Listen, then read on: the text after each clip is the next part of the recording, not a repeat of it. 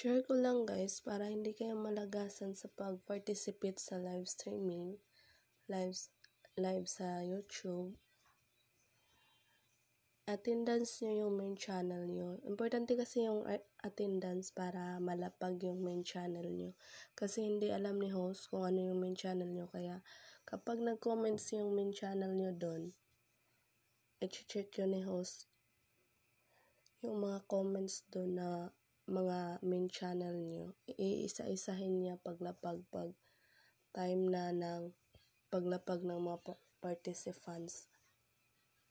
Kaya ayun, i-attendance yung main channel. Tapos, yung i-participate nyo yung second channel. Gumawa kayo ng second channel na pang dikit nyo. Huwag yung main channel kasi bawat subs at bawat comments at bawat panood nyo, yun din yung bawas sa inyong main channel. Lalo na kapag hindi kayo makapag-clear all watch history pagkatapos yung makipagdikitan. Kaya gamit yung main channel nyo. Kaya importante talaga na mag-clear all watch history din kayo. Kahit in attendance nyo lang yan. Opinin lang yung main channel kapag opinin lang yung main channel nyo kapag i-attendance o mag-upload ng new videos. Ganun lang dapat. Dapat huwag nyo yung ipangdikit yung main channel nyo. Yung second channel naman, kung sa Facebook pa, dami Facebook. Pero sa YouTube, dami account. Ang gagawin nyo doon, pagkatapos attendance ng main channel nyo, mag-change channel na kayo. Yun yung gamitin nyo yung dami channel nyo, yung second channel nyo.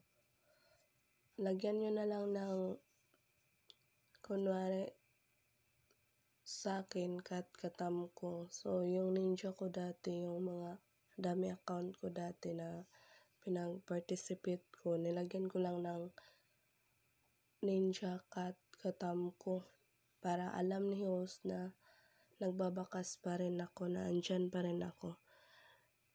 Dugtungan lang lagyan lang sa una ng ninja, tapos yung kasunod pangalan nyo na.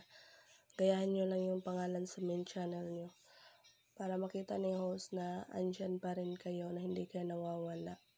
So, pag tingin niya dun sa attendance, check niya na, tapos ayun, nasa baba ka pa rin nag-participate. So, ilalapag ka na niya kasi nakita ka niya na nagbabakas ka pa din. Kasi yung nawawala tapos ng attendance, hindi yun malalapag. Kaya dapat talaga yung ninja channel nyo is kaparehas ng pangalan ng main channel nyo.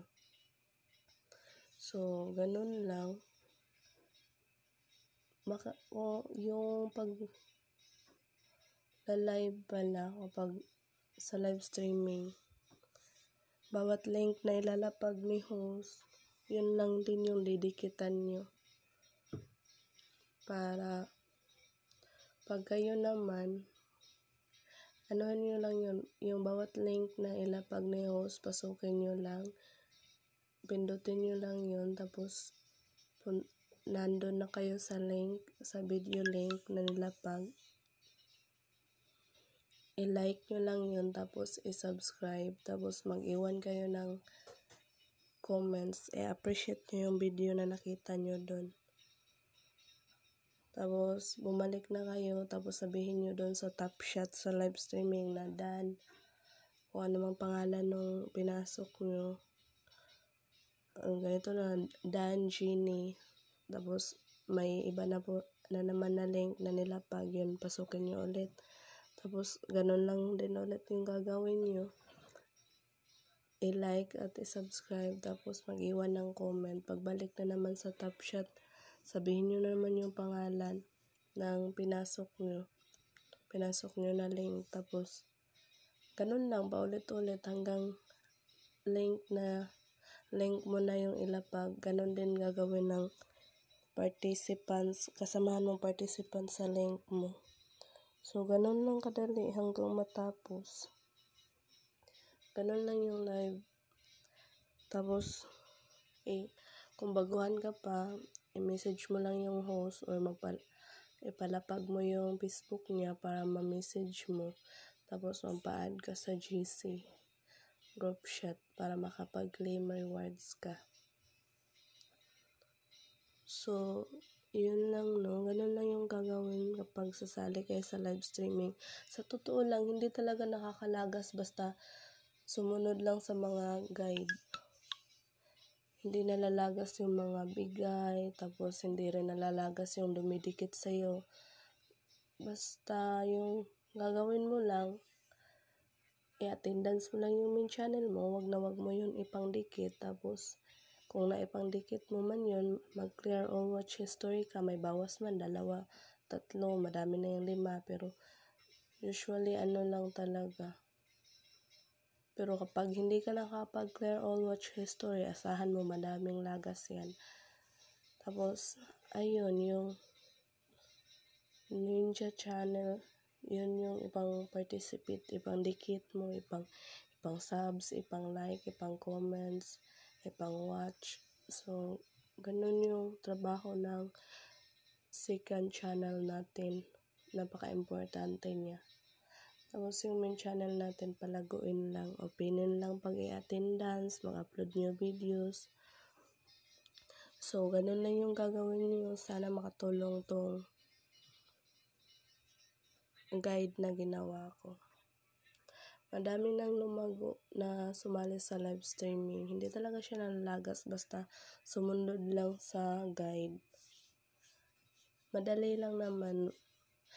Para hindi rin kayo mapagod sa kaka-comment, pwede nyo lang din i-copy paste yung comments nyo. Tapos dagdagan nyo, bawasan nyo na lang. Tapos i-paste nyo lang dun sa video na pinasok nyo para hindi na kayo matagalan kakasulat ng i-comments nyo. So, may mga paraan talaga no na madali lang. Hindi naman talaga siya mahirap. Kung may tanong din, pwede rin magtanong. Madami namang gustong tumulong at sumagot. So, ayun lang. Sana makatulong tong guide na ginawa ko.